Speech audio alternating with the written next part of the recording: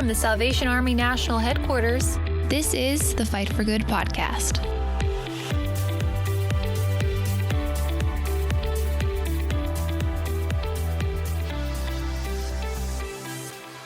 Hi, and welcome to the Fight for Good podcast. I'm your host, Major Jamie Satterley, and here with me is the production coordinator for the publications department, Michelle Katsaris. How are you doing today, Michelle? Good. How are you doing? I am doing okay. The sun is shining. It's a beautiful day. So I'm excited about today's podcast where we're going to be sharing Michelle's interview with the Christian blogger, Clarissa Martinez. Michelle, can you tell us a little bit about who Clarissa is and a little bit about her blog? Yeah. So I actually just did a big Google search on Christian influencers. I find that whenever I do that, I tend to get a whole bunch of names I'd never heard of, and Clarissa was one of them. And when I stumbled upon her blog, I was obsessed with it. I love fashion blogs and lifestyle blogs, and Clarissa's just had that whole feel. And yet she was mostly talking about her walk with God, which is really caught me off guard because sometimes Christian blogs can kind of just not look aesthetically pleasing all the time, but hers did. So she was able to mix her love of fashion and her life and her family and her friends, all while still, contributing her writings to God. And it's called The Life of Clarissa. And you can just Google it or go to lifeofclarissa.com and you can learn so much more about her and her story. Her story is, I feel like, very relatable. She didn't have this one day everything just fell apart and she found Jesus. She kind of found him multiple times throughout her life, when she was a kid and then, kind of preteen, but then really that solidified the relationship when she was an adult. As all adults learn, new adults, adulting is hard. And so she found him at like the really right time in her life. And since then she's just grown in her walk with him and she's grown as a person, and she shares all of that on her website and on her social medias. That's awesome. Influencer culture is such a huge thing in society today. And so we always love when we can find influencers who use their influence for more than just building their own brand, but also for building the kingdom of God. So I'm excited to hear what Clarissa has to say. So listeners, stick with us and listen to how Clarissa is using her platform to spread the message of the gospel. Okay, so thanks for taking the time to speak with us today. Why don't you go ahead and tell us a bit about yourself? Sure. I always feel like this is such a broad question. So long story short, I am a Houston native, 24-year-old girl. I am currently in grad school. I am studying behavior analysis, and I really want to work with children and adults with autism and with developmental disabilities. That's just where my heart is. But aside from that, I am a Christian, I am a blogger, and I just love to share my passions and encourage people in any way that I can. Definitely. And you mentioned you were a blogger, so your blog is called The Life of Clarissa. Tell us about that. How did you get started? What made you want to start? What do you post? Tell us the whole spiel. Sure. So I feel like there was kind of two different paths that led perfectly to the birth of The Life of Clarissa. So I can't remember what age I was, but maybe it was sometime in my 20s. I started to really have a passion just for coffee shops. It just started to become a source of just happiness for me. And so that started to become a passion, and something that I've always really just enjoyed is makeup and skincare. And I would always have my friends asking me like products to use. And I knew that I'm like, okay, if these people are asking me for product recommendations, like maybe, I know what I'm talking about and I just don't realize it. And then I've always been the person that has loved to just encourage and uplift people. If anyone's going through a hard time, I love being the person that they talk to and just kind of help encourage them. So I was just kind of like, okay, I like all of these things, and how can I combine this together and have this be something that reaches people beyond just people that I see every day or people that know me now. And so that was kind of something that started to build, started to kind of, there was like a seed planted there. And then I moved to Austin. So I went to the University of Texas in Austin for my undergrad, and I studied psychology there. And so when I moved out there, well, one, Austin is coffee shops galore. So I was like in heaven there. And I was like, okay, this would be a great time to, start my blog. But on top of that, I was actually in a really weird transition season because I'd never been away from my family. And I was actually going through a really hard breakup at the time. So it was just a big season of growth. And it just kind of happened. I was like, okay, I have all this time. I'm in a new city. There's a lot of coffee shops here. I don't know much people. So I have a lot of time on my hands, and this is something that I've been thinking about. So let me just start it. Like, there's nothing really holding me back now. And yeah, I just kind of started and built it from there. That's awesome. And what year was that? That was 2017. Okay. So right at like the cusp of like influencers and social media marketing. Yeah. Yes. It was so crazy that there's just so many little like confirmations that I feel like I've received along the way. And I definitely do not think it's a coincidence that I started at the time that I did, because like you said, it was like prime time influencers kind of. Like, I feel like it's slowly getting bigger, but that was when it was starting. And whenever I would go to events and I would go meet people, I was usually the youngest person there. So I was like, okay, maybe I'm like kind of ahead of the game in a way. Like, maybe, obviously like God just set it up for me really well. But it was just kind of cool the way that things aligned and the way that it all just came to be. Definitely. And do you ever get scared to share your experiences with religion or faith online?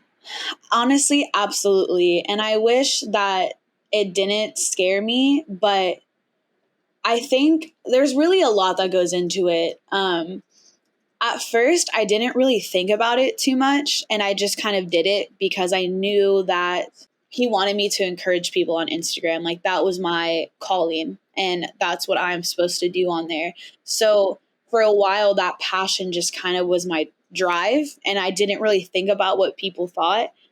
But somewhere along the way, I feel like I started to kind of begin to overthink things that I said, and there's always a chance to get misunderstood. And I think that's where a lot of pressure kind of comes from, because you're always thinking, what if I say this and they think Christianity is bad because I said this wrong? And it's just kind of, I would say it's an ongoing struggle, truthfully. But there was something that I was listening to an interview with Lauren Daigle once, and she said that she kind of was talking about what it's like to be on a platform and have a lot of people looking at you and listening to you. And she said that when you're in a position like that, you have to have the courage to be misunderstood. And that was something that kind of really stuck with me, because she's absolutely right. You have to kind of come to terms with that. Like, we're not perfect. We're not going to say things perfectly. Some people may not like things that we say, and we will, maybe not do the best here and there. But at the end of the day, we're trying, and our heart is in the right place. And, there's always grace in that. And, God will, redeem and fix things where he feels is fitting. But I think it's just, we can't let that take us. So we can't let that keep us back from trying. So that's kind of something that I had to remind myself. And even still recently, like whenever I started grad school and I'm in a group of new people that I don't know, and it's only 10 of us, so it's like very tight knit, and they all started following my Instagram. And I had to kind of it was kind of like, okay, you're starting over the struggle with getting scared to like share your faith again, because now there's these new eyes on you, and you see them, multiple times a week, and that they're looking at you. And it was definitely a struggle, and I've had to really just pray through it a lot, and just like right now has been a big season of me learning to, one, not hold back at all and just kind of be embrace who I am and not shy away from my faith. And it's definitely a challenge, but we can't, if we let that fear hold us back, then, the enemy wins and people don't get to hear about God and what he's done for us. So it's just, you have to really, pick up your cross every day, pray about it, and pray that, God would give you the words and the courage to continue to do what he has called you to do. Yeah, definitely. And I mean, you also kind of already started this, but when someone is negative or leaves hateful comments, whether it's in person or online, how do you handle that? Honestly, luckily, I have not experienced that a lot. And yeah, it's honestly, it's amazing because I truthfully am very sensitive to words. My love language is words of affirmation. So like words are a very big deal to me. So luckily I haven't. I mean, that's not to say that people aren't saying things, offline when I'm not around. And I'm absolutely sure that happens. I don't want to be naive to that. But I honestly can't think of a time that somebody really just kind of said something aggressive or rude to me online. Maybe it's because I'm still what they would consider a micro influencer. So I'm still a little bit on the smaller scale. But something that I'm kind of having to, I guess, in a sense, prep myself for is, that will happen. The more that I talk about it and, if God allows my page to grow and to reach more people, I know that is something that is going to happen. And I think that what's really important to fight that, and what I've just heard other people talk about, is just, I think it all comes back to identity and knowing what your identity is, and just honestly showing yourself grace too. And whenever maybe you mess up and somebody criticizes what you did, you have to just kind of own up to that. Like, okay, maybe I could have done that better, but there's always next time.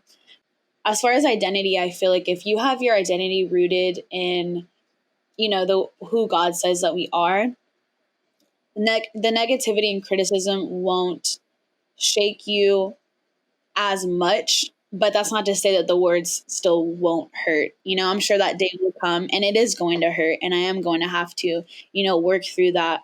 But I think it's just constantly reminding yourself of just who God says that you are and the capabilities and the gifts that he has given you. So yeah, I mean, if anything, honestly, criticism wise, I would say, they always say you're your worst critic. So I have to kind of walk through that just on my own, in my own thoughts. And that's kind of how I navigate that. Okay, so can you go ahead and tell us, how did you find God? So I feel like there was kind of two ways that I did. So I grew up in the church. So in a sense, I always knew God, but I think since it was I don't know, I think when you're young, it's obviously a little different. There's just certain things you don't understand. And so I always grew up in the church, did the best that I could to live, faithfully and live as a Christian. But once I started going to high school, I kind of went off the path a little bit and started just living for myself, doing what I wanted to do. Just doing stuff that just, high school kids do. And that definitely took me off my path a little bit. And that lasted for a while. Even when I went to Austin for undergrad, there was definitely a period of time where I think that I really lost myself. And part of that contributes to me being alone for the first time and not knowing how to navigate that. And then on top of that, going through a breakup. So there's just like so much grief. And I think that it was a lot of transition at one time and a lot of change. And I didn't know how to handle it. So, truthfully, I turned to alcohol to kind of suppress my emotions. And I, in the back of my head, knew that this wasn't what I was supposed to be doing. And there was always that kind of like conviction there. But it took a little bit, because I was really just trying to figure out, how do I like deal with everything that I'm facing right now. And I know that the way that I'm dealing with it isn't great. And I would slowly start to watch, sermons at home. Like, I was kind of like half in the door, half out. I was watching sermons at home. I was praying. I was working on my relationship with God. But then, on the weekends, totally different story. I'm doing what I want to do, suppressing my emotions in, any way that I could. So I would say when this shift happened, it was actually through Instagram, I think. And I met someone for coffee, and I was still looking for a church out in Austin. I was trying, and nothing was just nowhere felt like home yet. Nothing was like standing out to me. And I was trying all these churches, and it was just kind of like, I don't even know where I'm going to go to church here. So I meet someone for coffee, and it turns out that her husband was a pastor. So we kind of start talking about our faith, and I tell her how I go to Hope City, and I start talking to her about Jeremy Foster, and she was just like, oh my gosh, like Jeremy Foster, like the Fosters. And I told her yes. And she turns out that they are really close with the Fosters, and that Jeremy Foster helped her husband and her father-in-law launch the church that they had in Austin. And immediately when she started saying that, I like felt something, like, just, I wanted to get emotional, because I knew that this was supposed to happen.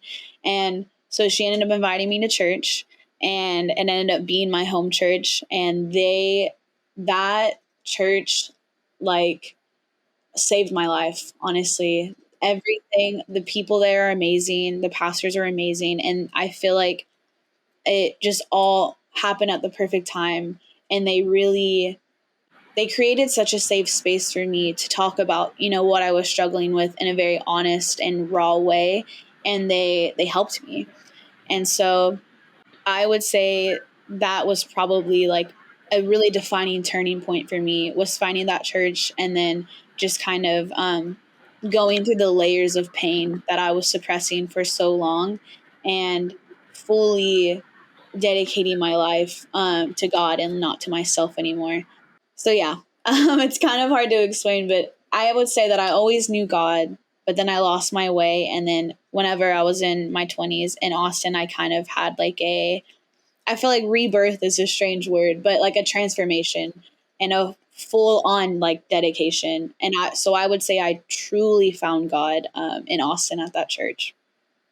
That's amazing. It kind of sounds like it was meant to be too. Oh, it was. It absolutely was. It's such a beautiful story. Like, when I think about it, it still honestly makes me emotional, because I remember when I left that coffee date with her, I called my brother, and I was just sobbing, because I just knew like in my heart that was supposed to happen. And I guess maybe in a sense, like, I knew that there was a shift that was coming without really knowing it, probably like just in my spirit, but I like mentally was not aware yet. And yeah, it just really kind of sparked something inside of me that I didn't know was there. Right. That's amazing. I just think sometimes people don't get it like that. It's not that clear sometimes. And sometimes people can almost be like searching for God, when it's like, yes, he's right there in front of you, but they just don't see it though. Yes. Yeah, you definitely, I think that I was in such a place of need that I was looking to, like, I was like, I know I need help, and I know I'm not in a good place. So like, I need to find that somewhere. That's amazing. That's amazing though, that you knew that and recognized that within yourself. Mm-hmm. So what are, kind of stepping away from all the heaviness, what are some of your hobbies? Some of my hobbies, I really enjoy cycling, but not outdoors, like cycling studios. They're my favorite things ever. I love it so much. Definitely cycling, and honestly just exploring Houston. I like finding new restaurants. I like trying out new coffee shops. So that's honestly where most of my free time goes. And I recently just started getting really into reading. So if I have any free time, I'm either at a coffee shop reading or at a cycling studio somewhere. And what is your go-to coffee order then? Oh, my go-to coffee order. Right now, it kind of changes, but right now it is an iced oat milk latte with 1 pump lavender and 1 pump vanilla. Lavender. Does that affect the taste at all? It definitely does. I think I really like a strong lavender taste, but I know a lot of people don't. But the vanilla really counterbalances it really well, and it tastes so good. Wow, interesting. And can you get that at like the grocery store? Because I would definitely want to try that. I don't know if you can. They do have lavender syrups on Amazon though, so you could Cool. do I'm gonna that. try that. That sounds Yeah. good. It's so good. You have to try it. Is there any projects that you're currently working on? This can be work, school. It can just be anything you're passionate about. Well, honestly, right now, so I'm newly engaged. So Nice. thank you Congratulations. so much. So I guess I would say a project that I'm working on is planning my wedding. Nice. But I guess aside from that, as far as my page goes, I was in a creative rut for a while, and I'm starting to kind of get back in the groove of things, and I've just gotten inspired by many different pages and people. So I'm also kind of working on restructuring my page right now and finding creative ways to talk about my passions like makeup and skincare while also, sharing my faith and encouraging people. Nice. That's amazing. Okay. So who inspires you and why? So why do these people inspire you? There's two people that I can think of. One is definitely Lauren Daigle. I know I kind of spoke about her a little bit earlier, but something that I've always just admired about her is one, how obedient she is, like just in her faith. I was listening to her podcast a while back, and she took, right when her career was like really starting to take off, she took a year break off of everything and just kind of had a year-long sabbatical. And that that honestly is, I respect that so much, because I can't even think of doing that. Like, you're catching your momentum and you're really like you're like on the brink of a huge success in your career. But if God tells you to stop, you just stop. Like, I respect that so much. And you can just tell how connected she is. Like, she's so close to God. Like, you can just tell like they are best friends. And I just admire that so much. And she, kind of like what I was talking about earlier about just being yourself fully. She is definitely somebody I think about when I talk about just being yourself, because she's just such a happy person. She truly like spreads joy through her music and just her personality, and she's just herself, and I just love that. And then you said you had another person, right? Yes, definitely another one is Sadie Robertson. She's amazing. I don't know how else to really explain it. She's such a good speaker, and she just has such an amazing story. And I just love the way that she uses her platform, because she really started on like Duck Dynasty, I'm pretty sure. Yeah. I remember being like, wait, she's a reality star? I was so shocked at first. Yeah. And so kind of seeing just her use that platform, not for herself, but, to serve God is just awesome. And I also listen to her podcast. She's amazing. And her and her husband's story is so cool. I know they just had a baby. So very cool stuff. Nice. Well, that's awesome. Do you have any other final words, words of wisdom, quotes, or any final comments that you think is important for our readers to know? I guess I'll leave with a little bit of encouragement, kind of like what I talked about earlier. Something that I've really been thinking about is whenever people say like, just be yourself or just be you, what does that really mean? And how do we actually step out and do that? And I'm going to check it because I wrote it down in my notes last night. So to me, just being you means loving and accepting myself enough to fully embrace who I am, no matter who is around. And just remembering that all of my insecurities and my weird quirks were not just created on accident, and that everything about me is so finely tuned and put together so delicately on purpose because I was created with a purpose. And I would just love to remind everyone that we're all made so beautifully different, and it's something that we should embrace and not hide. All right. Thanks, Michelle. And thanks to Clarissa for agreeing to be interviewed here on our podcast. To check out Michelle's full interview with Clarissa, go to thewarcry.org, or you can pick up an October edition of the War Cry magazine. That's going to end this episode of the Fight for Good podcast. Be sure to subscribe to Fight for Good wherever you listen to podcasts. And don't forget to follow the War Cry and Peer Magazine on Facebook, Instagram, and Twitter. Until next time, this has been the Fight for Good podcast. See ya. Subscribe to Fight for Good wherever you listen to podcasts.